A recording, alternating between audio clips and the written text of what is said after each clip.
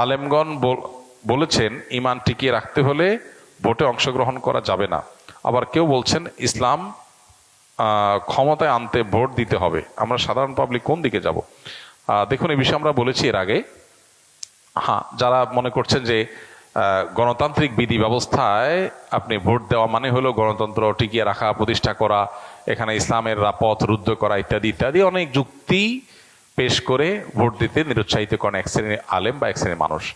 আমি বলেছি যে পৃথিবীর সংখ্যাগরিষ্ঠ ওলামা একরাম, সেটা আরব বলেন অনারব বলেন, তারা কিন্তু যেই সমাজ, গণতান্ত্রিক সমাজ বা যে দেশে গণতন্ত্র প্রতিষ্ঠিত আছে, প্রচলিত আছে, সেখানে তুলনামূলক ভালো মানুষ যে দিন, ইসলাম, মুসলিম উম্মাহ এবং দেশের কল্যাণে আসবে, সেই ব্যক্তিকে নির্বাচিত করবার জন্য ভোট দেওয়ার পরামর্শ দেন। এবং শেখ মোহাম্মদ সালেহ আল হুসাইমিন রাহিমাহুল্লাহ সৌদি আরবের, তিনি কিন্তু এই ব্যাপারে বিশেষ গুরুত্ব আরোপ করেছেন।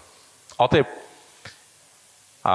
আমিও মনে করি তাই, যে যেখানে ভোট দেওয়ার মাধ্যমে আমি অন্তত মন্দ ঠেকানোর এবং তুলনামূলক ভালোকে এগিয়ে নেওয়ার চেষ্টা করতে পারবো, সেই সুযোগটা আমার নেওয়া উচিত। ভোট যাকে দিলাম সে জিতলো না, হতে পারে সে জিতবে না, এরকমটা আপনার মনে হতে পারে, কিন্তু কি হবে, এই ভোটের পার্সেন্টেজ, তার মতামত, সে যদি কোনো সত্য পথের পথযাত্রী হয়ে থাকে, তাহলে তার মতামতকে সমাজে প্রতিষ্ঠিত করার ক্ষেত্রে এগিয়ে যাবে, সে সমাজে প্রভাব তৈরি হবে যে এত পার্সেন্ট মানুষের মতামত এটার কারণে সমাজের বা রাষ্ট্রের নীতি প্রভাবিত হবে। এই জন্য আপনার একটা ভোট গুরুত্বপূর্ণ। আমি মনে করি যে ভোট দেওয়ার চেষ্টা করা উচিত যদি সুযোগ থাকে।